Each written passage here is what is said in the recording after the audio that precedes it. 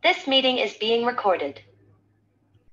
Well, welcome everybody, and welcome to Operation Paws for Home's tips and tricks session on dog body language. My name is Valerie, and I'm a new volunteer. This webinar is being recorded. Everyone is muted to prevent background noise, but you can use the chat to post your comments and questions anytime. We'll have time for Q&A at the end of the presentation. Now I'd like to introduce our speaker, Krista Kowalski.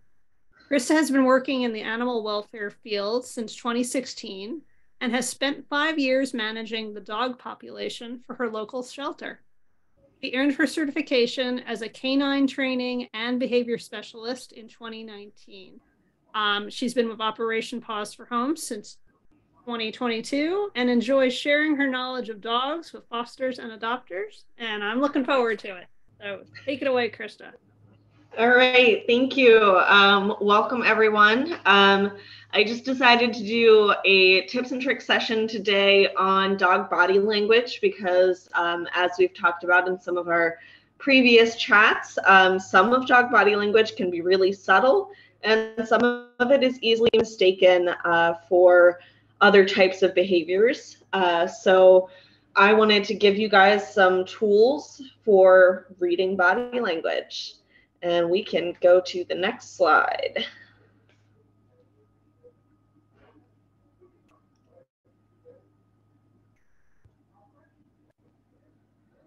All right, so our dogs are constantly communicating with us, but it's not in our human language. It's not verbal.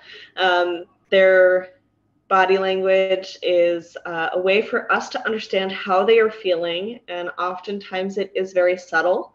So it's very important for us to pay close attention and advocate for our pups.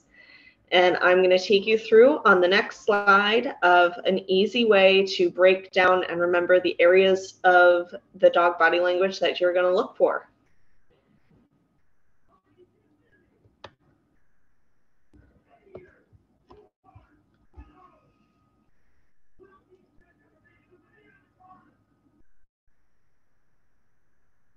So an easy acronym to help us to remember what we're looking for when we're trying to observe dog body language. And this is also going to be helpful when you are talking to someone like me, if you're having trouble with a dog or you're not sure what they're trying to communicate. So this is a really easy acronym and a really easy way to hit those points that we're going to ask for when you are talking to a trainer about your dog and about their behavior. So it's looking for the dog's temp. So that stands for tail, ears and eyes, mouth, and their posture. And this is, we're going to break down what that's going to look like for different types of how the dog is feeling in the next slides. And then we'll go through some examples. So we can go ahead and hit that next slide.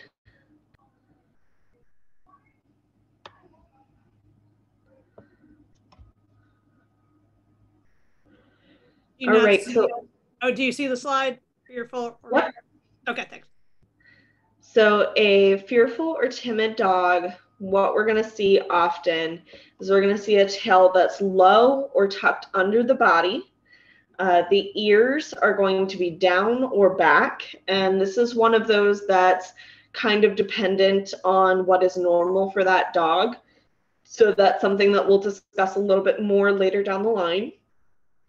Eyes are going to be wide, and you're possibly going to see a whale eye, which is what we call it when we can see the whites of a dog's eye, like they're holding them open so wide that they're white. One way that this can be a little difficult is when we have dogs like pugs or Boston Terriers who have little buggy eyes and they're kind of like that all the time. It may be hard to catch it on a dog like that. Typically, a dog who is fearful will also be avoiding eye contact. The mouth will usually be closed and tight, and their posture is going to generally be positioned low to the ground, sometimes with that weight shifted backwards. think about when you're scared and you're wanting to escape, you're going to want to lean away from what you're scared of in case you want to take off. And they will typically be making themselves as small as possible. Other subtle behaviors to watch for on a fearful or a timid dog or even a stressed dog will be paw raises, lip licks, and some yawning.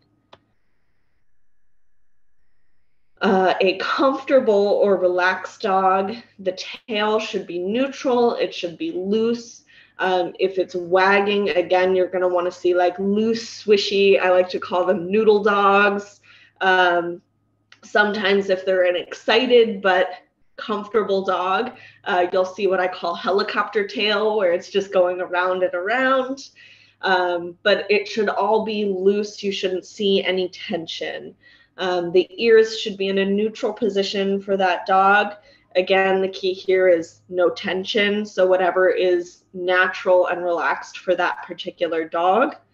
The eyes should be soft and squinty. And I know that sounds really odd, but when you see it versus what you'll see on a dog who is upset, you will very easily know the difference. The mouth will again be no tension, open, relaxed. It doesn't mean that it can't be closed. Some dogs will go back and forth between being closed and being open, but usually a dog who is feeling very relaxed will have a nice open, loose posture along with everything else. And that weight, if they are standing up, should be evenly distributed on all four paws. And a dog who needs some space and is angry, you are going to see the tail will be held high, sometimes like straight up, very stiff. Sometimes the tail can be hard to tell on a dog whose tail is naturally up, but usually you can tell the stiffness in other points on their body if you can't get it from the tail. Ears will be forward and tense. The eyes will be hard and tense. If you've ever had a dog look at you with a hard stare, you know what that feels like because you get the hair raising on the back of your neck because it feels so uncomfortable. The mouth, you may see some lip curling, some snarling, and their body posture is usually shifted forward, like ready to engage. Other behaviors that you'll want to look for a dog who's angry or upset is hair raising, and that can be all the way from the neck all the way down their back. That's called piloerection. And you may also hear some growling if you don't take note of some of these behaviors and take a step back. So now we are going to look at some examples together. And we're going to go through these slides and we are going to look at what these dogs are trying to tell us. So these are some great examples that were found, not by me, by Amber. You can see some of what we were talking about. We'll go through the temp together because this is just an easy way to start getting into that routine. For this speckled cattle dog looking guy, you can see very clearly that his tail is tucked. Can't see too much on the little Chihuahua guy because he is sitting. Sometimes you will see it under them, sometimes not. But it is staying very close to his body. Again, trying to make that like as small as possible type of body position. So the ears on both of these dogs are kind of back. The eyes, you can see the whale eye on this Chihuahua. You can see the whites of the eye there. You can even see a little bit of it on the other dog that's being used as an example. And the cattle dog looking guy is a really good example of not wanting to make eye contact. He's avoiding looking at the person who is interacting with him in that picture. And then the mouth, we have a closed mouth on the cattle dog, and we've got the nice lip lick on the Chihuahua guy over here. and their posture. You can see the little bit of the hunch in both of them, and you see the paw raise on the Chihuahua. And you can kind of tell in both of these dogs are trying to keep themselves like as tight and close as they possibly can, trying to kind of communicate, I am small, I am not threatening, please don't come any closer. We can look at our next example. All right, so these are both good examples of dogs who are angry or upset. This Jack Russell, we get that very clear, stiff, high tail. And the tail on the other one is not super high. So that's another reason why it's important to be looking at all of these points, because we want to try to get the big picture of how the animal is feeling instead of just relying on one factor, because they may not have all of the factors every single time. So the tails. So we've got ears and eyes on both of these. This black and tan dog is a really good example of a hard stare. It kind of gives you the bad feelings coming up on the back of your neck when a dog is just staring at you like that, especially when they purposely are making eye contact with you and staring at you like that. You definitely know that that dog needs space. It's a little hard to tell what the ears on the Jack Russell are doing because he's in motion. But of course, we've got the nice lip curl, and he's probably growling with his bark there. And that's a great example on the Jack Russell as well of that body weight being shifted forward. He is ready to lunge forward. And so that's kind of what I meant by their body weight being shifted forward. And you can even tell that the black dog is also leaning a little bit more forward as well. The black dog has that closed, tense mouth. So these are both great examples, and I really like the black dog as a subtle example as well.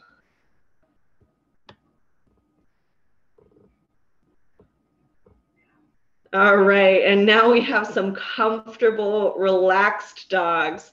So these are both great examples, and we can't really see tails in this picture too much, but we're looking at these eyes. Both of these are great examples of what I was talking about with soft, squinty eyes. There is no tension in that face. They're not holding their eyes open. Everything around their face is soft. Their mouth is loose and relaxed. And again, ears. This is one of the times that I was saying, you know, we have to think about what is natural for that particular dog, especially given the breed. This Corgi, their ears are going to be up. That is the normal state. And a lot of pitties, even though they do have ears that fold forward, often hold them back. That's, you know, they get called seals often because they constantly have their ears held back and it looks like they have no ears. And they'll do that even times that they aren't upset.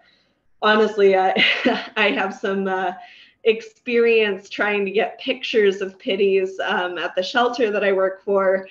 And sometimes it is so hard to get them to put their ears up and keep them up long enough to get a picture because they naturally want to keep them back. So that's, again, something that you have to keep in mind, and something that is up to us when we're learning about a dog, is to learn what is normal for them and to learn, okay, are you upset or is this normal for you? And then I think we are good to go to the next slide. And we are going to hit some things to think about. If I didn't already mention these, I wanted to make sure I hit them again, because these are super important. When we are reading dog body language, we need to look at the whole picture. We don't ever just want to take one point and say, oh, his mouth is closed, that means he's stressed. Really common ways or really common behaviors that we see that can be misconstrued a lot of the time are, I know that you guys who foster for us have probably heard people that you talk to in your daily life. You have probably heard, oh, well, he was wagging his tail, so that means that he's happy. Tail wagging does not necessarily indicate happiness. Tail wagging is more just arousal. What matters more is the height of the tail. So like what we were talking about, is it tucked up under them? Because they can even wiggle their tail when their tail is tucked up under them, and they're just nervous. If the tail is tucked and wiggling, that's more of a nervous dog, and we'll probably see some shying away, maybe some lip licks, paw raises when a dog is in that type of a situation.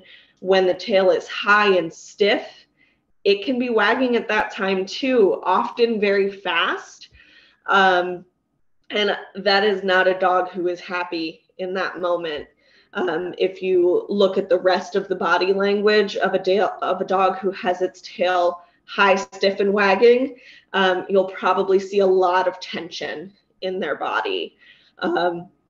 So if you ever hear someone say, oh, the dog was wagging its tail so it was happy, please take that moment to educate them that that is not necessarily the case.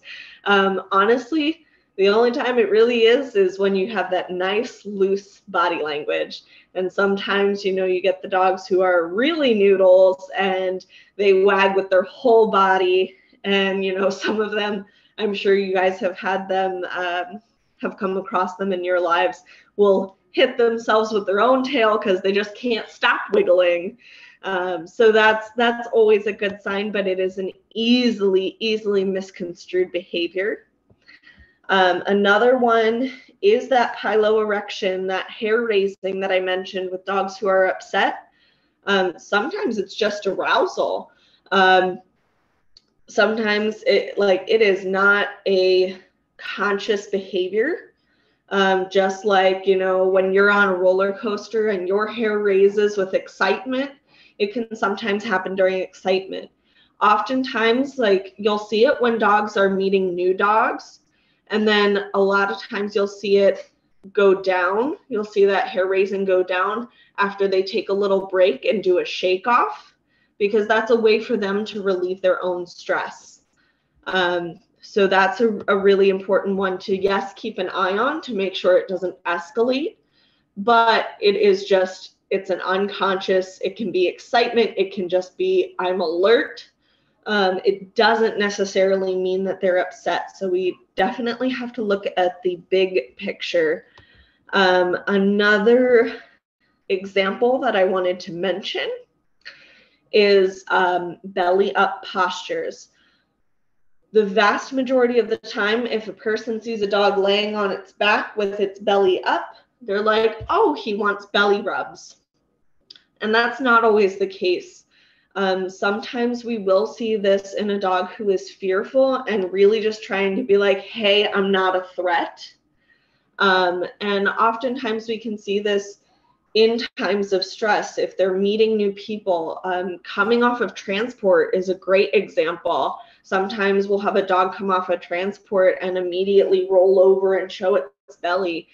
It's just going through a lot, and it's just trying not to make anything worse. So that can often be something that is misconstrued as wanting belly rubs. Trust me, there are plenty of times that dogs do want belly rubs, but we want to look at the other points on that dog. Is the mouth closed or is it open? Is that dog looking loose and soft, or is that dog looking like it wants to just curl up in a little ball? And, we often also see extremely relaxed dogs, but not necessarily wanting belly rubs. When they get into a place where they are very comfortable, they will sleep belly up.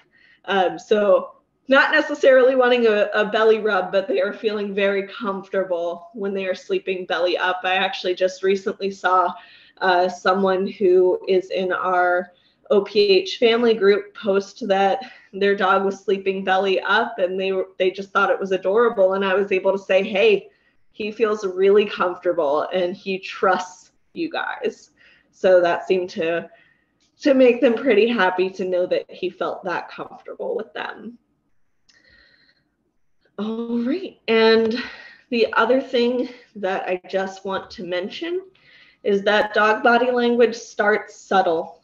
So we may not necessarily see, think back to the examples that we saw of the dogs who needed some space. That black dog, the black and tan dog, wasn't super obvious unless you know what to look for. So we need to make sure that we're keeping an eye on our dog's body language and then advocating for them. I did want to include a couple of examples on here as well. See that husky with the normal body posture for its tail is going to be up. Now, anybody who has some experience around huskies, you know when they're upset.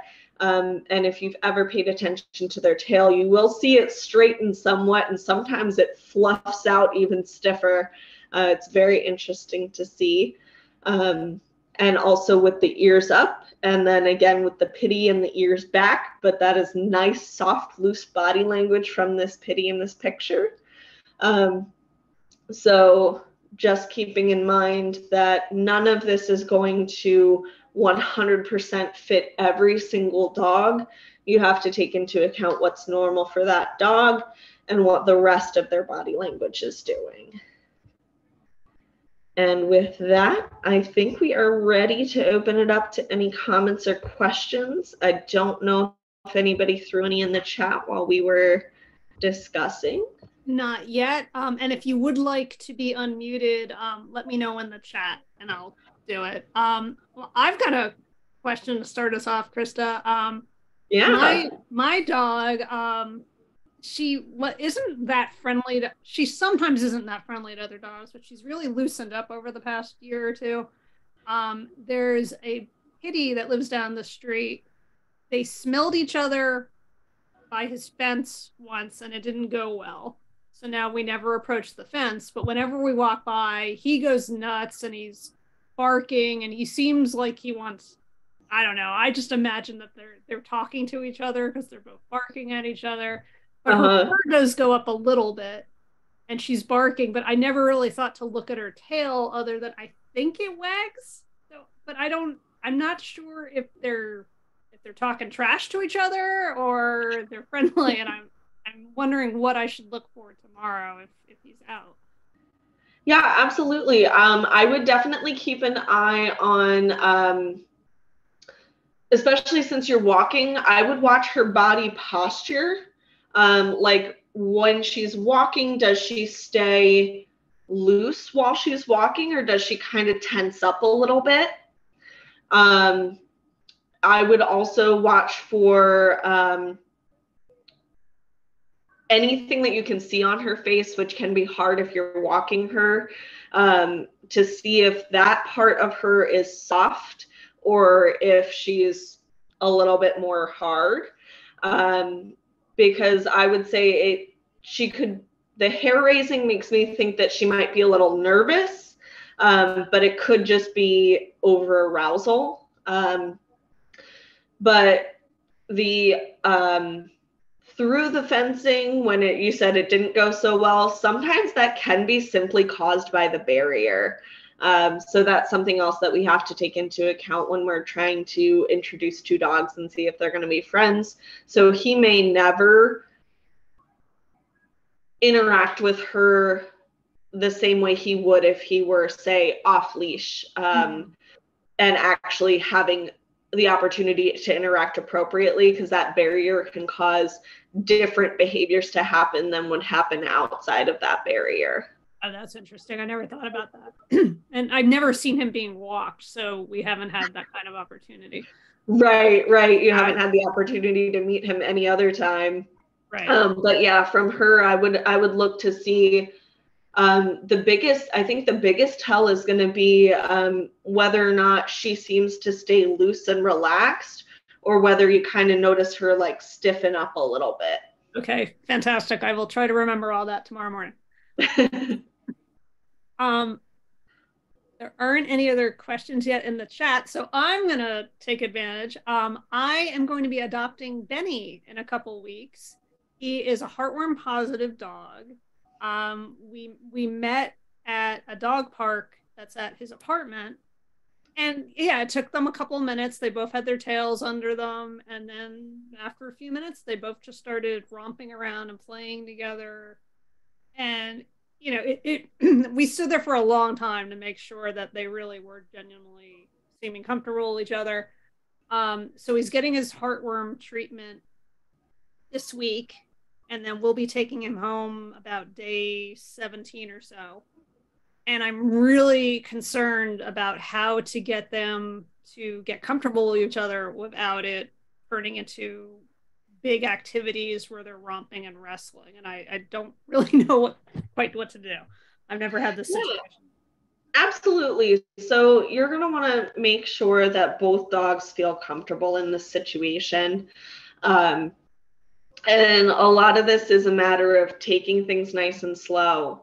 Some things that people don't necessarily think about, but then, if I mention it, they're like, oh my gosh, that makes so much sense, are to make sure that they still have time by themselves while they're adjusting, because I know none of us would really like having a brand new person come in and then have to stay with them 24/7. So making sure that they do still have some individual time, whether that's, nighttime, and you make sure that they're, I don't know what your current setup is for your dog at home and what she's used to. She's the queen. But she gets what she wants. I've been encouraged by my boss to get a crate, which I've never used before. It can be a really good way to incorporate breaks. If you don't love using a crate, I think baby gates are another great option if that's conducive to your house. I know not every house is really designed very well for the use of baby gates, but that way, you can get some separating at feeding time is going to be a huge one that some people just don't tend to think about. But it's just taking that out of the equation as something to have an argument over. Another thing to think about is making sure that there are not toys just openly accessible. And this is just going to be while they're first getting used to each other, because again, we just don't want to give them something to argue over. Something else that I recommend is having your current resident dog not actually physically in the home when you bring him home, to let him explore the house without her in the house. And then kind of do like a little swap and let her explore the house with his scent in it. Another great thing to do is then to take them on a walk, and this can be a continued exercise to build a bond. It is really good being able to take them for walks because they can kind of get used to each other, and if you need to take a little breather, you can kind of separate a little bit, especially if you have another person with you. But it's also a really great bonding exercise for dogs, especially, they get to do some calming behaviors like sniffing the same areas together, which can be really good for them to bond. Excellent. I'm writing all this down. Let's see. Erin has a question, and Erin, let me know if you want me to unmute you. She said, my biggest challenge reading my dog is on leash. She's reactive on leash, some dogs, but not others. And I struggle to tell sometimes if she's being playful or upset or just overexcited. I completely agree. That is a great question. And just like I was talking about with barriers, such as when you go and see dogs in kennels at shelters, or fences and their own yards, you can see different behaviors from a dog when they have some sort of a barrier. We can additionally see, and we actually have a name for this, it is called leash reactivity. So please know that you are not alone. There are a lot of dogs that behave differently just because they are on leash. Sometimes it makes them feel a little bit more defensive because they can't leave if they want to because they are on leash. Sometimes it's just, oh my gosh, I'm being stopped from getting to what I want to get to. So it can be very challenging to read a dog who is on leash and tends to be more overly aroused when she is on leash. The best thing that I can recommend is trying to work a little bit on that reactivity to help her be calm in those situations, which is going to require a lot of training and a lot of finding what we call her threshold. So that's where we kind of find, and since you're saying you're seeing things on walks, like what is that distance that she can see something and not react? And then we're going to want to work with her on looking at, and when she looks back at us and ignores whatever she reacts to, we're going to want to reward that behavior, because that's going to help her stay calm.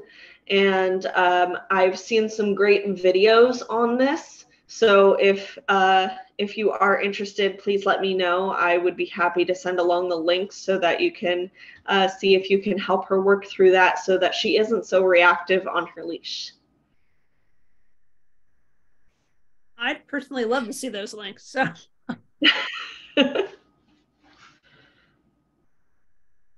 Anybody else out there have any other questions? Or Erin, do you have any follow-ups?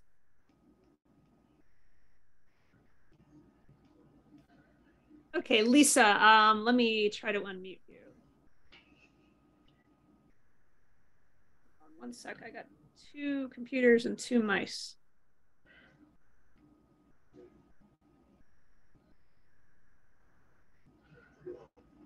Let me try something different.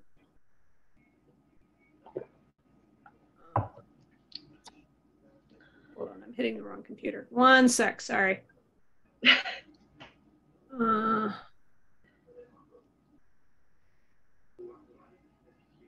Okay, everybody, you should be able to unmute yourself now.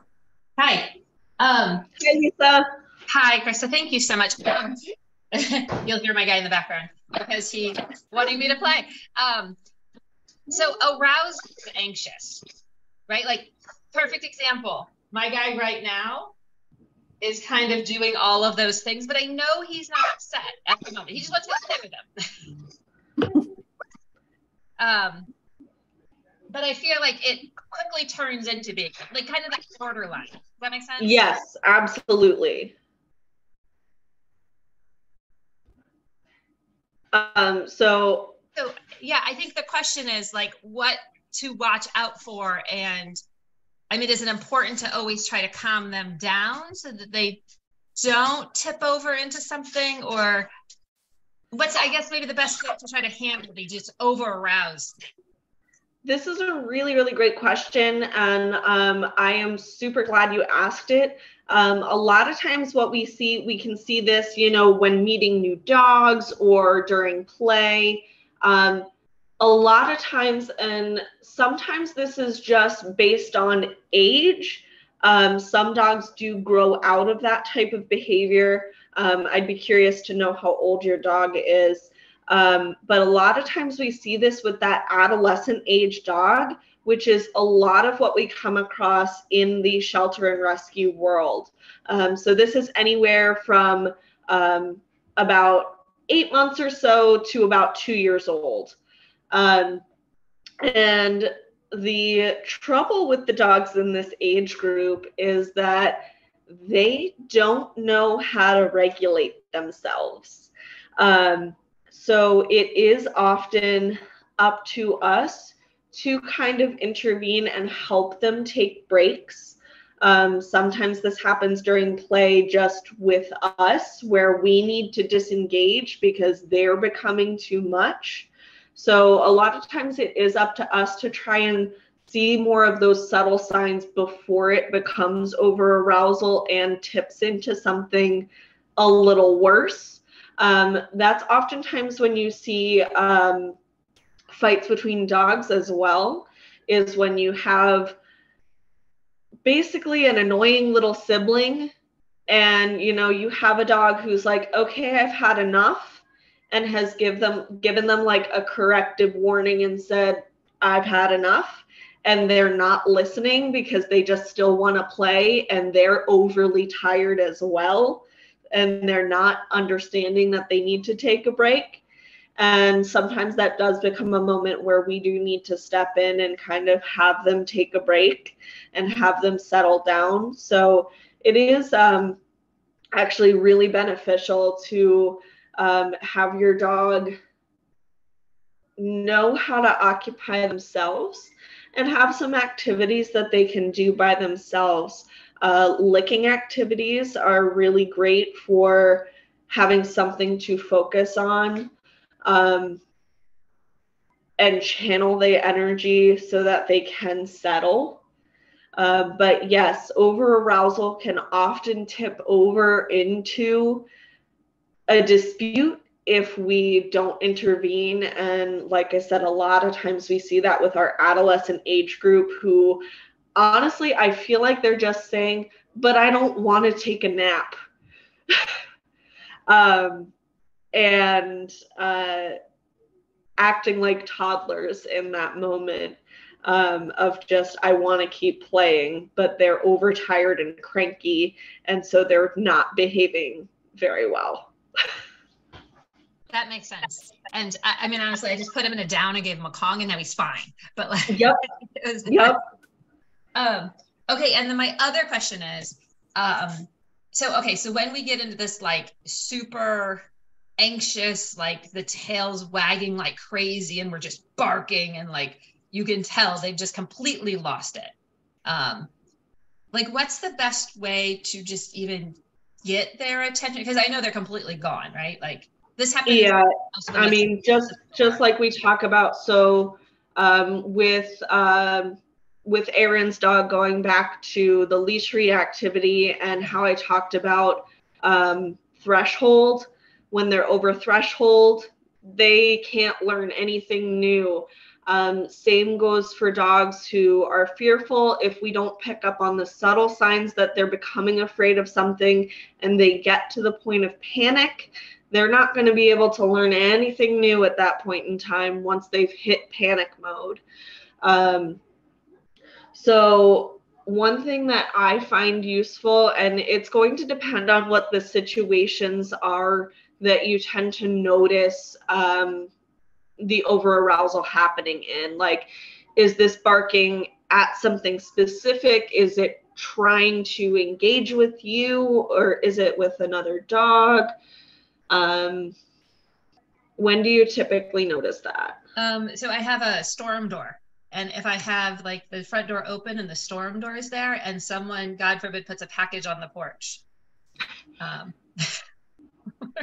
or like jumping and trying to get through the glass. Yeah. I definitely know that struggle. Actually, something that has worked well for my dog, who also likes to bark at anyone who dares to pass by our house, especially if they're another dog. How dare you? This is my whole street, don't you know? Is getting really excited and redirecting their attention to something else. Like, I'm sorry, I'm gonna use my dog as an example here. One of the best ways I've found to actually break that focus is to be like, oh my gosh, buddy, what do you see? Let's go. And like run the opposite direction as what they're looking at, because then they'll want to engage with you. And I feel like it kind of confuses him. He's like, oh my gosh, what am I missing out on that's over there? Okay, so mostly just distraction and redirection.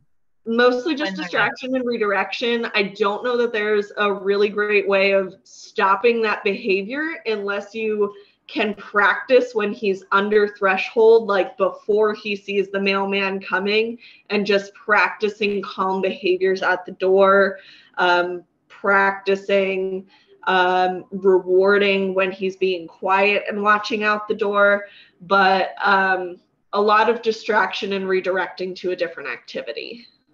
Okay, thank you. That helps so much. I'm so glad.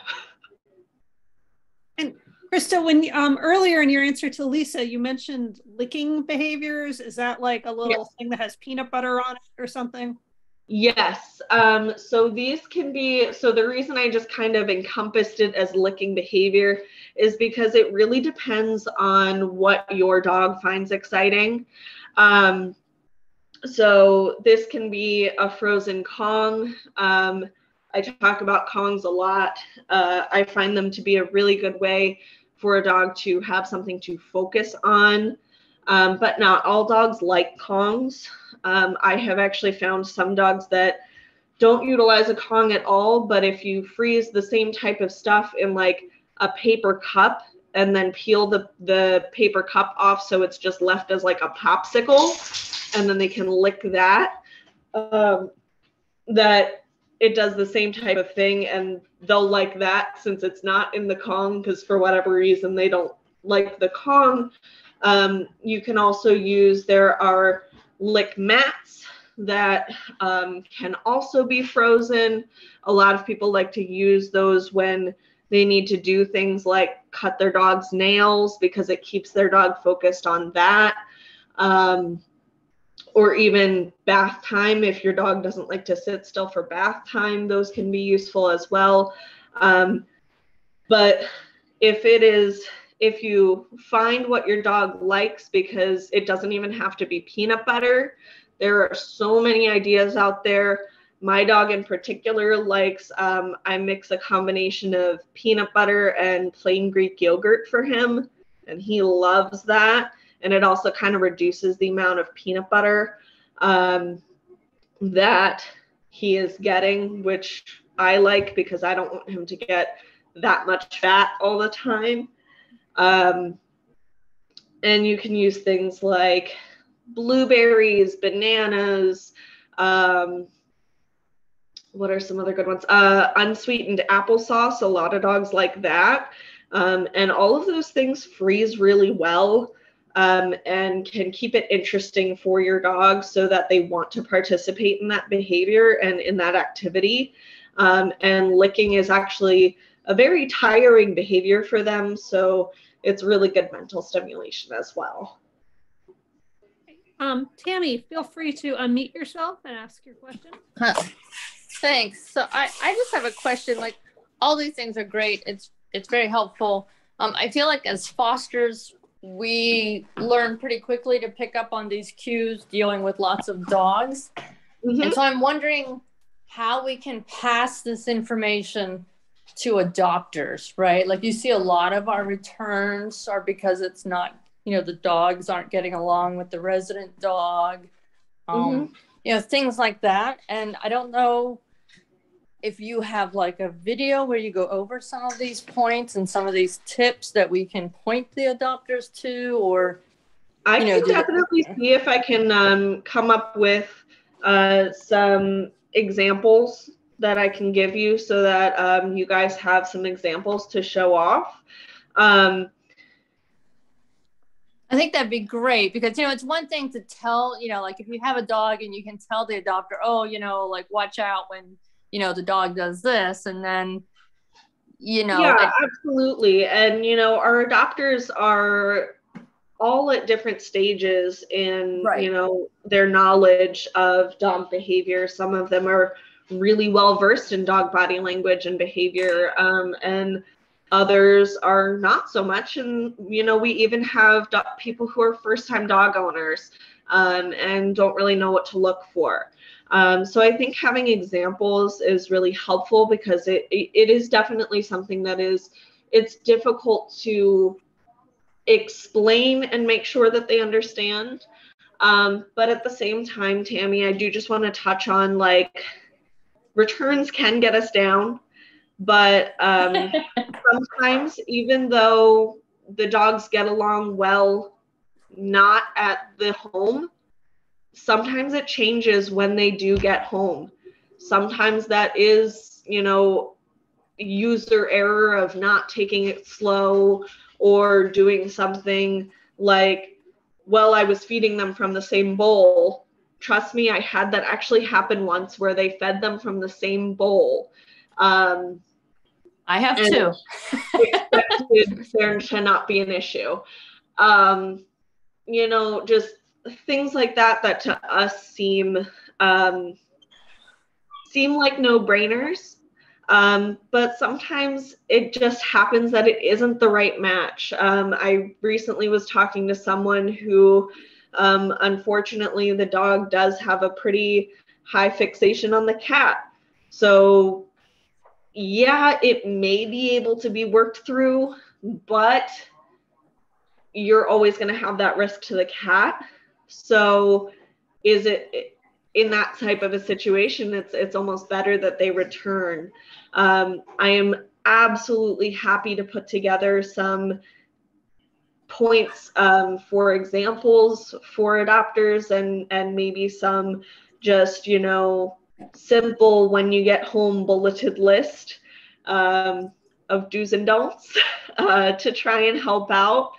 But yeah, I think it'd be nice sort of in between the decision to adopt and coming to get the dog, because like when they come to get the dog or even to do for the meet and greets, there's just that level of excitement, right? And absolutely. And we don't listen well when we're really excited. We don't remember things, and then they get home and they don't remember the 50 things I told them about their dog, right? Absolutely. And you can't expect them to. Yeah. Right. It's a lot of information to take in. And of course, especially when you're meeting the dog and you're falling in love, it's really hard to listen to anything else. And you're just focused on the fact that you're head over heels for this dog. So I can definitely see if I can get with some of our other teams and see what we can put together to maybe make that an improvement and maybe send like a things to think about or things to consider to people who are at that in between, like they're setting up a meet and greet, but they haven't met the dog yet, Even something like the foster could fill out a form that says, this dog becomes aroused when X happens, but will calm down when Y happens, or some kind of like Mad Libs kind of thing. Yeah, I definitely think that we're doing some our bios team is doing some work to make some things a little bit easier to get recorded. So we definitely have teams on that, but we will take any input that we can get so that we can work together to have dogs find their good matches. I'm just going to add one more point on that. I've had a couple of people come and they bring their other dog to make sure everybody gets along. And that's when I often hear everybody's tail is wagging. They're absolutely happy. Yeah. Right. So that may actually be a good time if somebody is going to bring another dog, because then they'll be observant potentially. Yes, exactly. That is actually one of the prime times that when I have been introducing two dogs to each other, usually this is my work with the shelter I was working for. If I was introducing two dogs to each other, now we had the advantage that we also would take the owners handling the dog out of the equation, because that could cause some other things. I know that you guys as fosters don't really have that luxury. But because again, with the leashes, and you want to make sure you start on leash, because you don't want something automatically negative and not be able to part the dogs quickly. But anytime that we put tension as the handler on the leash, that's going to communicate to the dog that there's a reason to be nervous or tense, and we can actually cause a negative reaction. So that's actually a really good point, Lisa, to bring up, is we also want to make sure that we coach anybody who's handling the dogs meeting each other to be as loose with that leash as possible to not cause any additional tension, because we can inadvertently cause a negative reaction. And that first meeting is super duper important. I know that you guys have probably heard about, first impressions when you meet a person, and it's way better to start with a good impression and work from there rather than to start with a bad impression and then have to try and dig yourself out. It's the same goes for dogs. If they have a really bad first meeting, it's going to take a lot of time and work, and they may never really be friends. They might learn to tolerate each other, but they may never really be friends. So it is really important to set them up to have positive interactions as much as we possibly can. But that is a very good time to educate about tails and then anything else that you happen to see during the interaction. Like, I often would just voice, oh, so-and-so seems a little tense, so that I was naming the behaviors I was seeing while the potential adopters were there and observing, so they could see what I was talking about.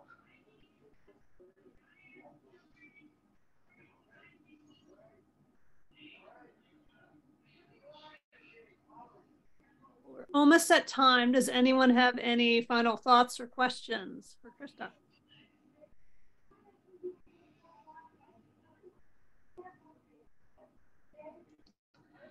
Okay, right. well, None. we do actually have one last slide, just a teaser. I do have next month's topic ready to go. So join us next month for our tips and tricks session on mental enrichment, why it's important, and how you can make it part of you and your dog's routine. Well, thank you so much, everybody, and thank you, Krista. I've learned a lot. I'm so glad. See you guys.